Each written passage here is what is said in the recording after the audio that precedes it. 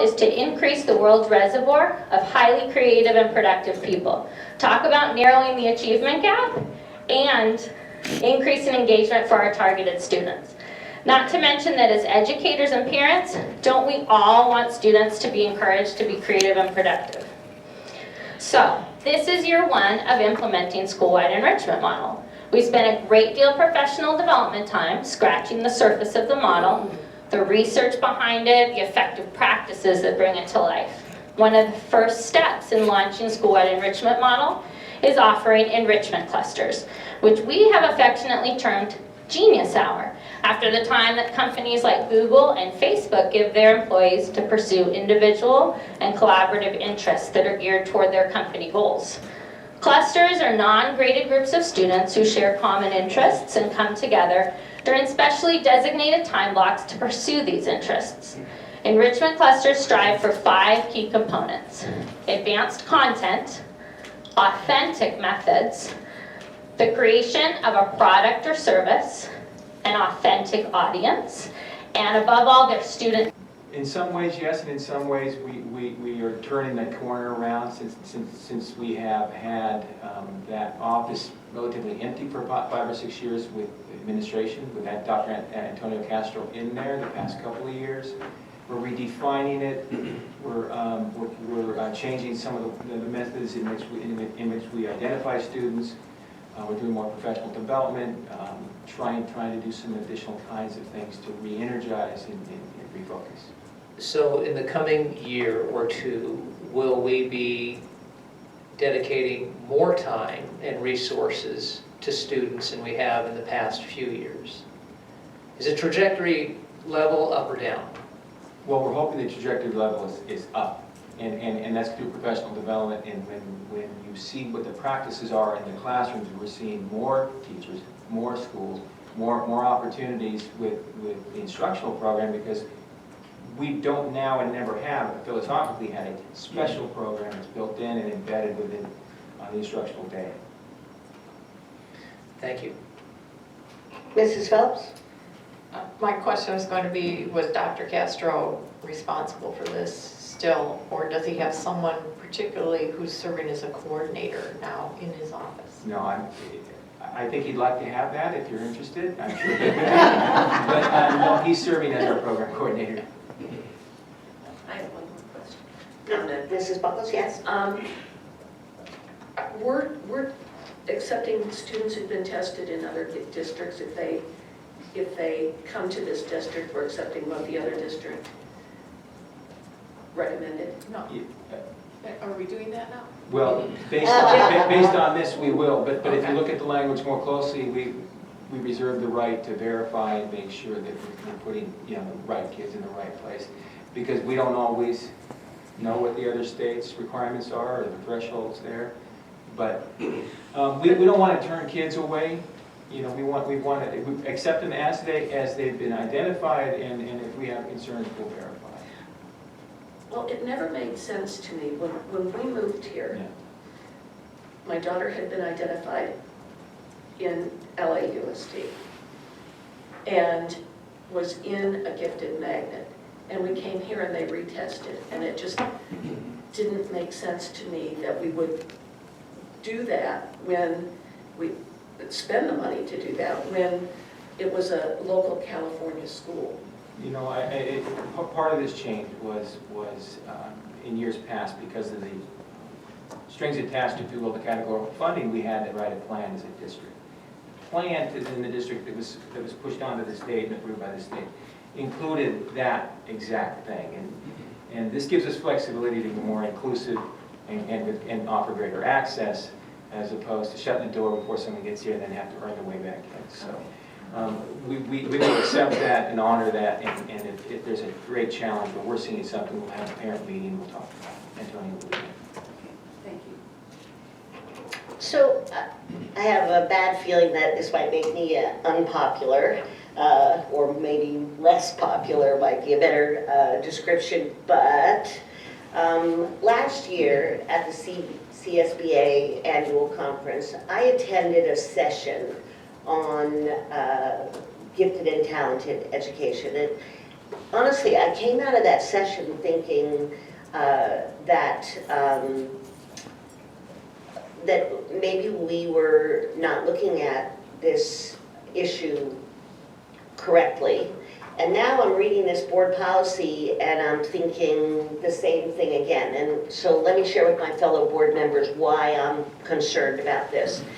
The old policy, warts and all, referred specifically to students that tested as having a high IQ or with talents and abilities in classical instructional areas like mathematics and English and languages. And but the new policy talks about creative ability and that giftedness can be recognized. So a person could be gifted because they're a fantastic dancer. Well, I'm not sure that our attempts at identification are really appropriate for this broader classification of giftedness. I mean, I see this shall. The superintendent or designee shall identify. Shall means must, right? Identify students for the district's gifted and talented education program on the basis of demonstrated or potential intellectual development. That's sort of like the old 150 IQ wording from the old policy. Creative ability. Okay, now you're taking me, I am a huge admirer of creative ability, but that's on the third true paragraph on page 64 under board policy. And so how are we as a district going to answer the mandate we're creating here? We shall identify students based on creative ability. How are we going to do that? I almost feel that we're, and this is how I felt after I saw this CSBA session last year. I felt like they were saying all students are gifted. Well, if that's the case, why are we spending money on testing? Why don't we just let everybody self-identify for their giftedness? Sounds like the Acacia model. Why don't we let everyone self-identify for passion and a desire to focus and save the money on the testing? I mean, is anybody seriously going to self-identify as a physics genius and not be a physics genius? I mean, do we need to test them to make sure? I'm just confused about where we're going with this. Dr. Connolly, I can tell you from having been a site principal over the years, there is certainly the intelligence test, the IQ test that's used. But I've also had students, even in primary grades, where they had a remarkable, prodigious talent in the arts. I've seen a kindergartner identified as gifted. Dr. Calvin at the time assembled a team of experts from local universities and psychologists, and the student was given a time, and the student actually created artwork that astounded you. You thought an adult did it.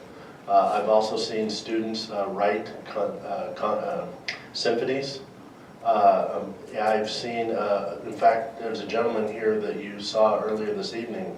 His son in 4th grade played the violin. They had professors in music from Cal State Northridge and some others that Dr. Calvin again assembled. And that student demonstrated his giftedness. Now, that doesn't speak to what you're saying as far as all students being gifted, but that is how those other creative sides are demonstrated. I completely understand that, and I do not doubt in any way, shape, or form that there are extraordinary gifted and talented students. I guess I'm asking, after assembling this group of experts and after spending hours of Dr. Calvin's time on that, what do we do for that child that justifies the expense of identifying that child? So that I'm trying to ask myself, what are the services or the opportunities that we're going to provide to the extraordinary composer of 7 years that we're not going to provide to someone else? Because I don't want an identification program that doesn't do something with the identification. I'd rather spend the money elsewhere. That's what I'm asking. You ask really great questions because times have changed. Times are changing.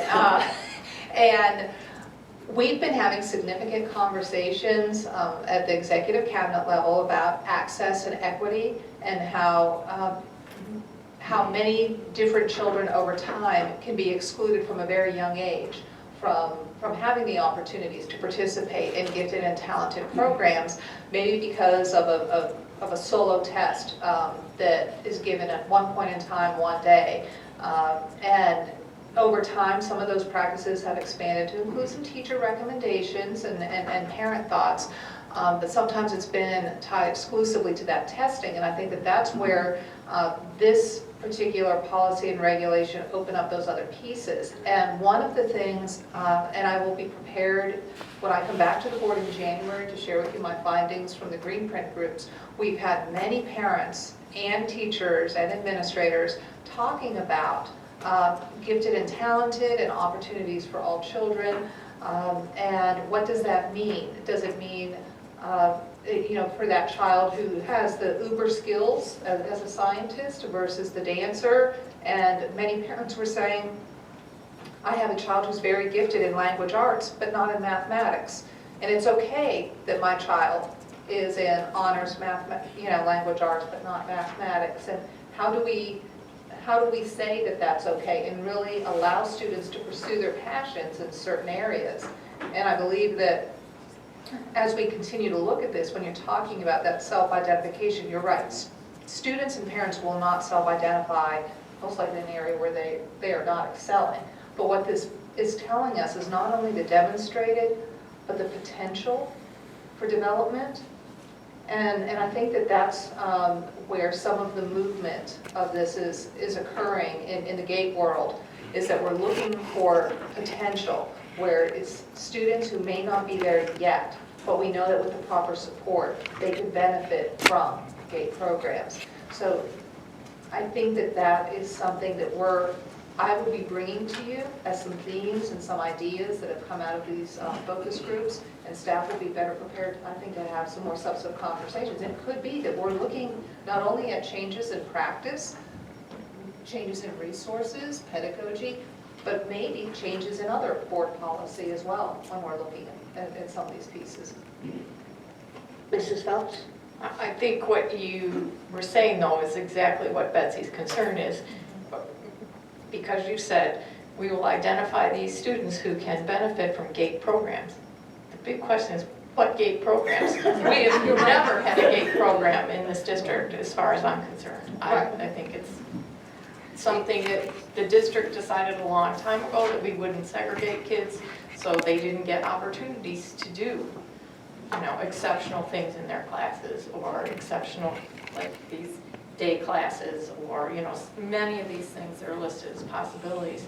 I don't think this district is, all it's offered is you can be in honors classes, you can take AP classes, and you can do more homework, and that's being a GATE student here. So I'm glad you're looking at it, and hopefully we will have a GATE program, because like Mrs. Buckles, that's one of the things that eventually got me to this point, because I GATE identified kids who were not recognized as GATE in this district, and repeated classes and years, and just not a good discussion for me to have tonight. And you bring up a great point, that word program, is that something that's discrete and unique and separate? Because so many times we use that, what is a GATE program, versus practices, pedagogy, opportunities for kids, and how do we bring great opportunities for kids every day in every educational setting?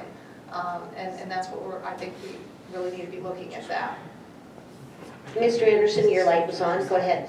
Yeah, I appreciated Pat's comments and Dr. Conley's comments, and I'm going to tie back to Mr. Yates's comments and what I felt as he was speaking.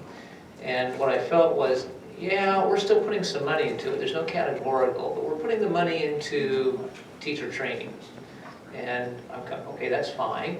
And we're not going to have any specific breakout sessions or classes, but the teacher's going to be better able to reach all students regardless of what they think they're special at or their parents think they're special at. And so the definition, if I had gone back 20 years, I thought the definition of GATE was this, and as a parent, and now I see the definition as this. So and the money ebbs and flows as we need to use it somewhere else. So why do we even have a program? So are we going to end up, pulling a few names out of the hat to fill out the report at the end of the year so we can say we met the budget? Well, the only other thing I would like to say about this proposal, this board policy and administrative regulation, it's better than the last one. And so if we're going to have a placeholder, something that sits in our board policy and administrative regulation that is closer to the reality of what we offer and what we intend, this is closer to that. And I can see the value of having a placeholder for this in our board policy and administrative regulation. At least it doesn't list things that are totally not happening. But I consider this a placeholder, and if we're going to put it in place, I don't think it's going to be there for very long before we're going to want to take another look at it and have it more closely resemble the promises that we're making to parents and students and the expectations that we have. This just isn't it. Yeah. So, but there you go. We don't like it that much, Bob. I don't have a problem with that. But I will tell you that even before the downturn, the state and those who've been involved with GATE education for a long time will tell you that it just each year dwindled in terms of dollars, dwindled. Then it became a flex account, and then we were surviving, as I had mentioned. So I don't know that it requires a lot of dollars, but there really is not a lot of dollars being used right now for GATE. We are trying to support it through some of the enrichment LCAP goals, through the enrichment opportunities at the schools, and some monies that have come to the schools for remediation, additional monies that this board approved a year ago to go to the schools for remediation and for extension. And so that's how schools are trying to incorporate some of the GATE types of activities and programs, for lack of a better term, on the campus. Anything else? Or I would just like to ask my fellow board members, 2 weeks from now or whenever it is when we're back here again, are we going to have trouble saying shall when we know the reality? Are we okay with the language? Because if we need to make a shift, it would probably be nice if we gave Mr. Yates a heads up. Do we have an option on that word? May. It's our policy, Well, so we I know that absolutely have an sometimes you option. have policies that we really need to do this, so if we have a choice, I think it would be best to... Mr. Yates, so we're not following a state ed code mandate language-wise, so, No, I mean- so you want to think about that? I don't as need to a- think about it, I like may a whole lot better than shall. I don't have to think about that. I don't see that being a problem.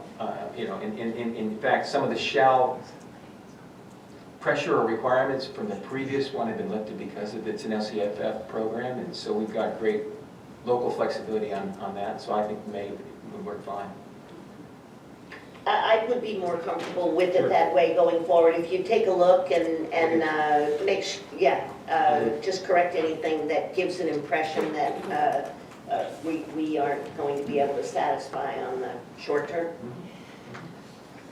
May I also just point out in the paragraph that follows that we're still okay though, where it says the superintendent designee shall provide all eligible students, including the disadvantaged English learners and students and so forth, opportunities to succeed. So that shall, we need to make sure that that's in place. Yeah, that's an actual shall. Thank you. Yeah, thank you for pointing that out. Yeah, I think that reflects the intent of the board. Yeah. All right, we'll look forward to seeing it swept of some of the shalls. And that brings us to our next item and last item, which is item D on page 69, Ventura County Office of Education, Williams Activity Report for first quarter of fiscal year 2015-16. Any discussion, questions for staff?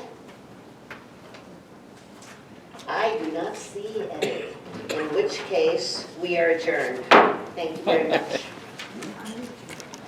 Intermediary questions, and I wrote down and just asked one question. Is it your vision that Acacia be the next magnet school for enriched learning, or perhaps could I make a motion?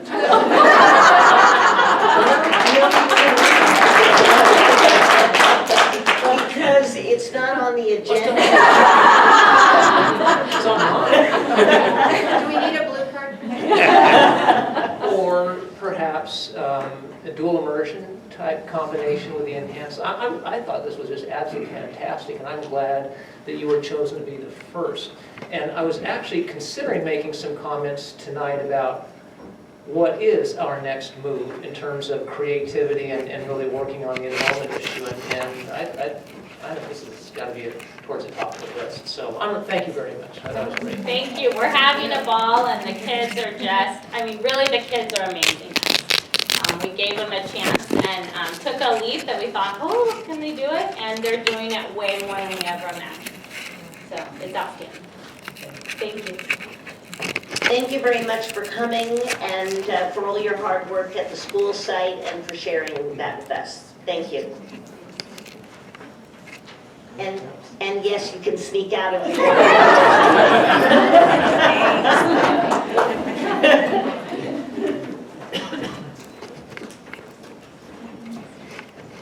Okay, thank you, teachers. And while they're exiting the room,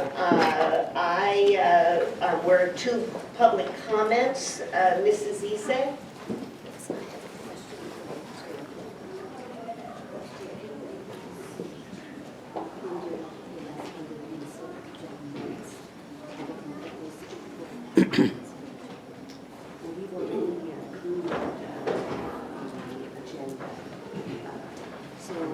So we can't pull the items from the consent agenda. Right? But I think we can't speak before. So Put the motion in. he can just speak during public comments. He already has it with the item. Right, so there will be a second opportunity to speak to the consent agenda. Okay, so what do you think? When he speaks on the public comment, I'll let him know. Okay, thank you. Before his time starts. Thank you. Okay. All right, and are these are in order. Okay, so we have 1, 2, 3, 4 speakers under public comments. I will read the first 3. I don't think I've shuffled the order on these. Are you thinking I shuffled them? I have it numbered. Oh, so you did. Okay, and they were in the correct order. Hang on just a sec, because I see there's chatter, and I don't want to miss out. Oh, excellent point. Thank you. See, she is taking good care of me. So we're going to start public comments, and as per usual, I cannot remember to read my public comment, but I have been reminded. I'm going to get better at this one day. Or I'm going to no longer be president and won't have to worry about it. There you go. So, the CVUSD Board of Education respects and wants to hear from students, parents, employees, and our community regarding the important education matters we face. Individuals have the right to make public comments during our school board meetings. Because these meetings are held in public, we ask that all speakers show sensitivity and respect for our students' legal rights of privacy, including the right, in many situations, for their identities to remain confidential. Please remember to make your comments factual and to offer them in a respectful manner that provides a good role model for students and meets the expectations of our community. Know that your comments may be heard by those who are present in this room and those watching a broadcast of this meeting. Because of the public nature of our meetings, we ask that speakers be sensitive to our employees' legal rights to privacy and confidentiality. A violation of these rights can render a speaker liable under certain circumstances. This meeting process respects the rights of students and employees, ensures compliance with the laws governing our public meetings, and maintains good order. Although members of the school board do not engage in dialogue with speakers making public comment, board members may choose to seek clarification from staff or make a request of staff related to your comments. Please be assured that the school board members value your comments and input. Your active and respectful participation in our process is appreciated. Thank you, Dr. Bonatadis, for keeping me on the straight and narrow. And now, I'm going to read the first three. Actually, we have four, so I'll read them all. It's going to be Peter, sorry for the mispronunciation, Siafi, then Cheyenne Siafi, then Bill Gorback, and then Nick Kidway. Peter and Cheyenne.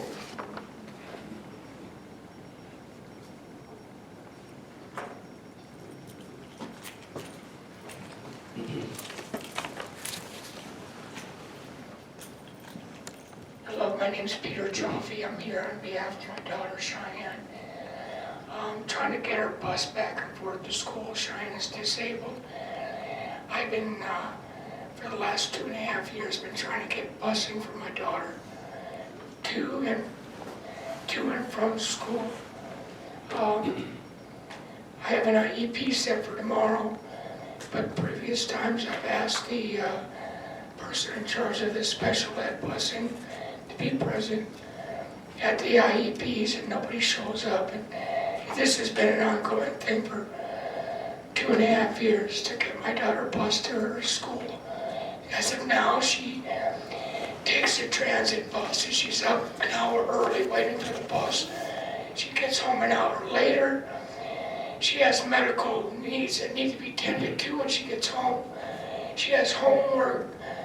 There's a lot going on with Cheyenne's life right now. She just had a surgery about a month ago, but she's willing to go to school.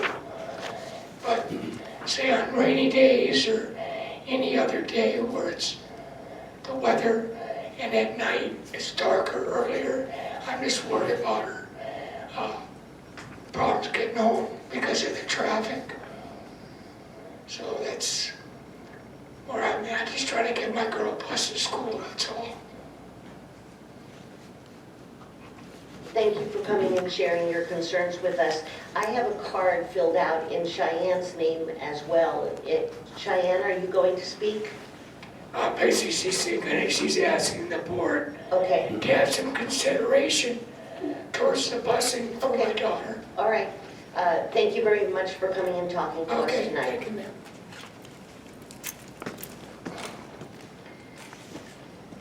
Next on the agenda, Bill Gorback.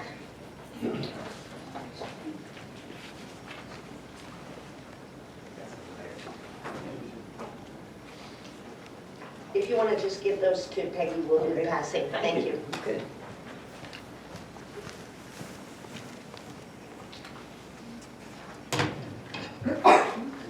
President Dr. Conley, Mrs. Buckles, Mrs. Phelps, Mr. Anderson, and Dr. Bonatevans.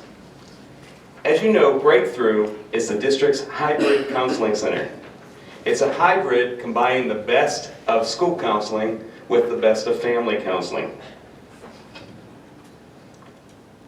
By handling together family counseling, family issues, and school issues, Breakthrough recognizes that the combination of these actually helps the student who negotiate the interaction of family issues with school issues and their school success.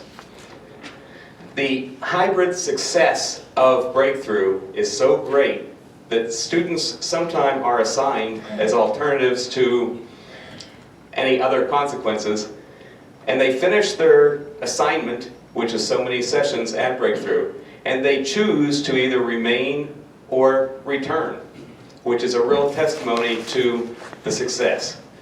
The unfortunate thing is that Breakthrough is in one spot with one staff, and I would ask that somehow or other in the future, as funds become available, that we look to expand and put it on several school sites, as well as expand the staff. In relation to that, I would like to share with you and our viewing community an important educational event that Breakthrough is a partnership sponsor of. It is the Reality Party for Parents. I attended this last year and was shocked.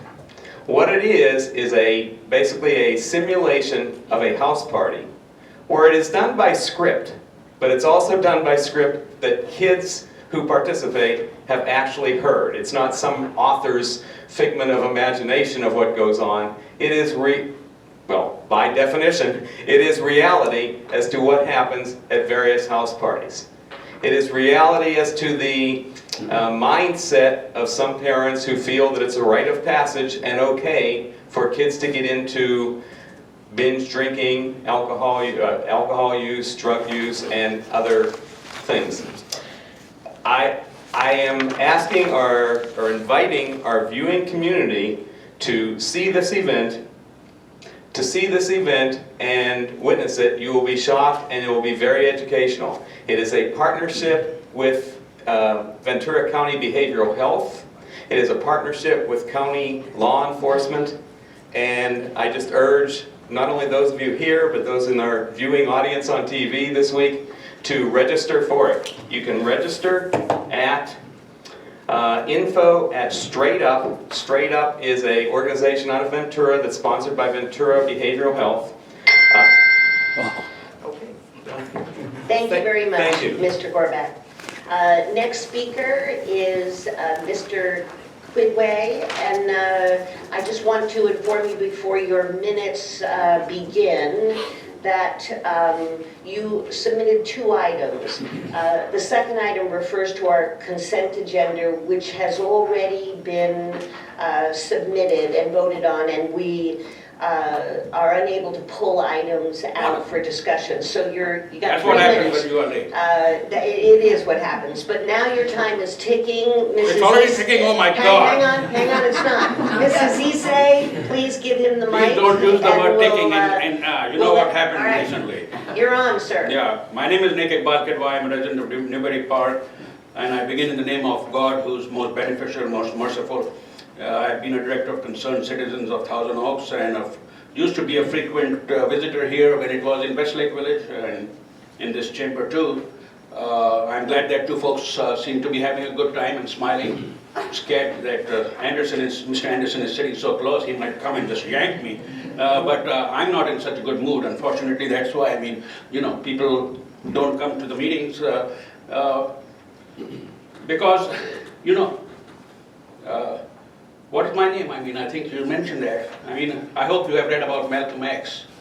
I'm disappointed in everybody sitting on the dais that it's been 5 years now, something like that, that speakers are referred to as speaker number 1, speaker number 3. And if the sentence that is written about them can be gender neutral even, so you don't even know who it is. I mean, you can tell I'm not originally born here. And every society that I know respects and has a name. In fact, in this country, we value pets so much. And we have Tutsi and all kind of nice names for dogs and cats. I don't know why the names of citizens have been removed. It's also very important as far as elections are concerned, so that when Mr. Anderson is running, I can run up and see how many times he spoke and what his position was. That's one of the purpose of the minutes. The other thing is, you talk about kids watching the program or the meeting, etc., being pleasant and civil.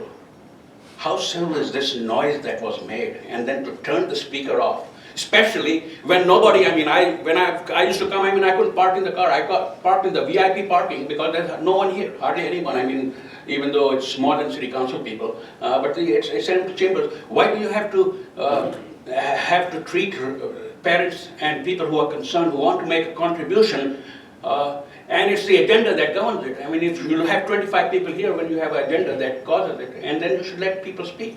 And now there's no one over here. Why is that ding? I mean, it was at the city council. I think I was involved in getting rid of it. We just have a yellow light. So I think I still have a few seconds. You have disenfranchised me because Mike Dunn has won elections. He has my support. You don't have a legal thing about rotation, but he and Mr. Anderson deserve to get those positions. And I for one, am sick and tired. I'm taking the position. I have complained to the DA about this, and I implore other people to do it for good government, as well as the grand jury to look at this body and other body, which are constantly disenfranchising us. And so thinking about time bomb. Thank you, sir. That ends our public comments, and we now have comments from the superintendent. Thank you, Dr. Connolly. I'd like to begin by thanking all of the community members who have come out for my various green print focus groups. Many people made time on Saturday mornings to come out. By the end, I felt like we were family and we had a breakfast club going. But it was really rewarding and fantastic conversations, and I'm going to be finishing up those focus groups this week and meeting with students this week as well. So I'm looking forward to that. As a tribute to our community passing Measure I hope everyone noticed in the Acorn that we had a happy anniversary for our Measure I. And we wanted to make sure that we thanked our community. Our Bond Oversight Committee, chaired by Marshall Dellinger, was able to go to Ladera at elementary school to see some of the work firsthand that's being done. And so we believe that it's important to continue to update our public, and we will continue to do that. I believe, Marshall, that's in January, that we're going to come back at a meeting and you'll be updating everyone as well. So thank you for that. Some accolades that we have, most recently since our last board meeting, congratulations to Child Nutrition Services. They received an award for the region for their farm to summer meals. We're very proud of them. And school psychologist Kim Tarnowski was awarded the Outstanding School Psychologist Award by California Association of School Psychologists. Also, this week is National Education Week, and we want to recognize all of our fine educators out there who do tremendous work for our students. Also, thanks goes to law enforcement Tim Hagel and Kevin McGowan, who have created a 1-minute public service announcement for students regarding El Nino. And we'll be putting that out. It will be up on websites, and we'll be able to educate our community about how to stay safe with the impending weather that's being forecasted. We'll wait and see. It's going to happen.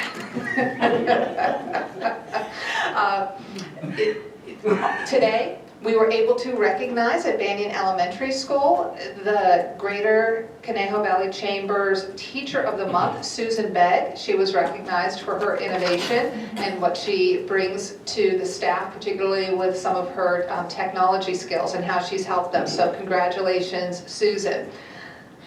In addition to all of the different events that I've been attending and following with our athletic competitions and band shows, I had the opportunity to attend one of our first musicals, and that was High Noonish over at Newbury Park High School, and that was great fun, lots of audience participation, and I was just really, really proud of our students, and I look forward to seeing other theatric productions as well. I want to mention that our thoughts for those in France or otherwise connected to the recent tragedy are with them. Locally, we do have a student group that does plan travel to Paris at the end of December, and we are still in some exploratory phases, and we wanted everyone to know that we are working with the parents and with the students and with safety organizations, government officials, our travel agencies, just to make sure we make good, well-measured, thoughtful conclusions about that particular trip. And like I said, we're in the exploratory phase, and while emotions are a little bit raw, it's important that we get all of our facts before we make any kind of final decisions there. And let me see, what else? Oh, my favorite learner moment from the past couple weeks, I probably should say Acacia, based on the presentation that they just did, and so I will go to a Genius Hour there. But I was blown away at Conejo Elementary when I visited a combined grade 2-3 classroom, and they were doing activities related to physics where they had a straw and they had a little disc and they were spinning it. And they just started talking Newtonian physics to me.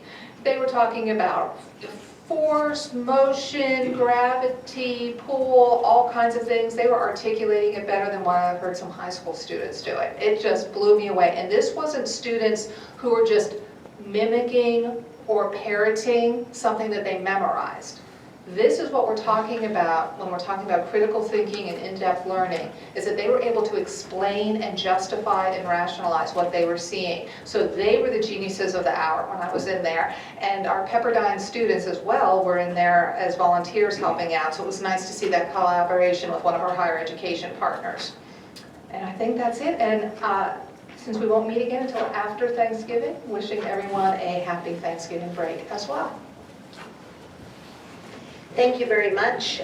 Board member comments? You got anything there? We'll start at the end. Mr. Anderson. I was just trying to maybe show a little courtesy for the others on the board, but they said, go ahead, John, so why not? I also had an opportunity to attend the presentation. I learned this from Dr. Bonnet-Cat. It was for all the fantastic teachers at Banyan today for the Teacher of the Month recognition. So the same, I echo the shout out for Susan Begg. It's always fantastic to attend those. The second item, I wish I had made copies for everyone here. This is a new report that Dr. Sand's Fiscal Services Group has put together. It's called the Budget Adjustment Report. And basically it shows significant budget changes that are made in a previous month period. So what I see is a significant benefit of this is we get to our quarterly or trimester review and we go, gee, why did that change by $3 million? Is someone trying to hide that money somewhere? And thank you for the joke. Never. Yeah, never. It's a good joke. But seriously, in the month of September, and I'm going to invite Dr. Sand maybe just to clarify so I don't make a misstatement. We had $1 million addition, $1.2 million addition, although it was foreseen. And in the month of October, we had a $1.3 million decrement. And so I'd like to ask Dr. Sand if he could just give a little highlight on this report for us. Excuse me. Just as we had shared in the unaudited actuals, the budget is a very fluid process. And what you see before you includes both staffing changes, but also the budgetary items in excess of $50,000. And so we are posting on a monthly basis this summary report so people can look at it. It's archived, so September was the first one. From July 1st through September, there wasn't a whole lot of activity during the summer. And then you will also see October. In September, you made reference to the fact that it was a positive, there was a net gain, there was an adult education state block grant allocation that was provided to the district. And then in October, there were some staffing increases, so that costs money. Money's in reserve, so you reduce some of the residual. But there is also a one-time block grant reduction, and that's at $71 that we're expecting. And next month, you'll see an increase, only because we're expecting the money to come in for the educator effectiveness. So again, it's just the ebb and flow of the budget on a monthly basis, so our public and the board can review it. So thanks. So when we get to that next review, no one should be surprised at some big number of changes. So thank you. I really appreciate you guys doing this. Thank you. Thank you. Any other board member comments? I would just like to share that I went to the DAC meeting. I was unable to go to the first DAC meeting or the beginning DAC meeting because we had our board retreat. And so they very kindly put me back on the agenda, and I love DAC, and so I was very happy to be there. And also we had a wellness committee meeting, and that's always an interesting discussion. A great group, not reluctant to share perspectives about things that are happening on their campuses, which is helpful to me. Between DAC and the wellness committee, you could never be confused that the campuses are passionate about their various perspectives. Good for them. And then also a couple of meetings ago, John Anderson and I, with the board's agreement, volunteered to take on the task of looking at competitive food sales and the impact that they might be having on child nutrition. And I wanted you to know that we've met once. We're in the process of arranging some school site visits. We've had conversations with staff, and so we're digging our way through that with updates coming in the future. So thank you everyone who's helping us with that process. And that's it for me. So if we have no other comments from the board, then we have arrived at action items, beginning on page 1 with item A, ratification of CSEA's appointment to the Personnel Commission. Dr. Conley, Mrs. Buckles. I move that we appoint Nina Brandt, CSEA nominee, to serve as Personnel Commissioner for the term December 1st, 2015 through November 30th, 2018. Second. It's been moved and seconded. Any comment or discussion? Yes, Mrs. Buckles? I wanted to thank her for her service for the previous term and being willing to do it again. Agreed. That's a good sign of character, isn't it? If there's nothing else, please vote. Motion carries 4-0. Motion carries 4-0. On page 3, item B, under instructional services, this is approval of amendments to board policy and administrative regulation 5116.1, intra-district open enrollment. Mr. Anderson. Dr. Connolly, I make the motion that the board approve amendments to board policy and administrative regulation 5116.1, intra-district open enrollment as submitted. Second. It's been moved and seconded. Any discussion? Seeing none, please vote.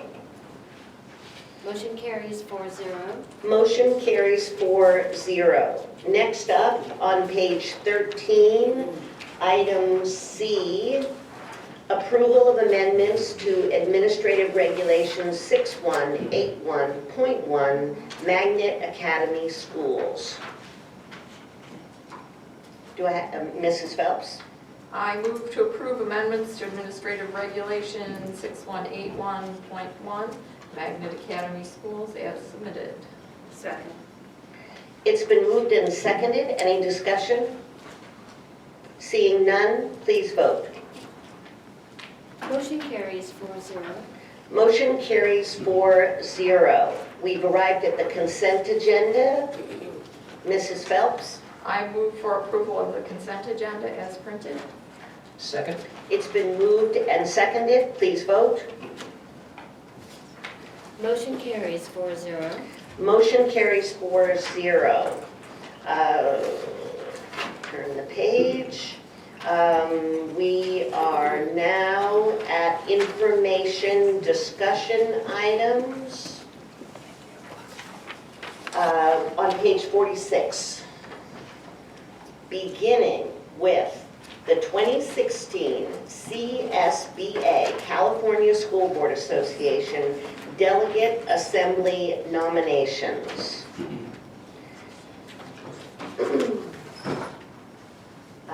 Do I have a motion?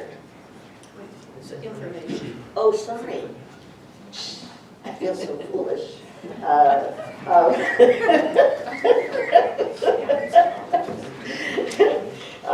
Okay, so nothing to discuss on that? No one wants to volunteer to be a CSBA delegate? I'm not hearing it. Dr. Conley, Yes. I also noticed that there's actually a vacancy. So our region is, not only are we nominating, but there's also a vacancy that needs to be filled, or, That's the way I read it too. Hopefully another school board will have a member. I can tell you that the CSBA provides a stipend to offset the costs of attending the meetings. The one meeting in the winter, they go a day early, so they have an extra hotel. And then in May, they have an entire meeting in Sacramento. But if none of us are interested in throwing our hat in the ring, I guess we'll have to wait to hear about other boards being interested.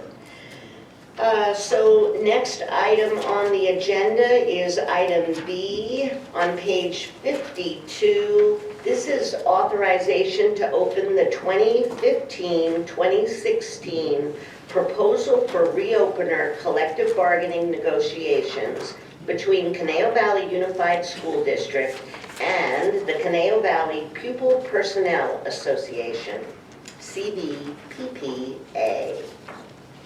Any comments or questions? I don't see any. So that takes us to item C on page 53, which is approval of replacements for board policy and administrative regulation 6172, gifted and talented student program. Mrs. Buckles. Have we been doing special day classes designed to meet the academic needs of gifted and talented students? Have we done that before? We've not done that. Those are just options that the district They're options, may it use. doesn't mean we actually, We haven't done that. okay.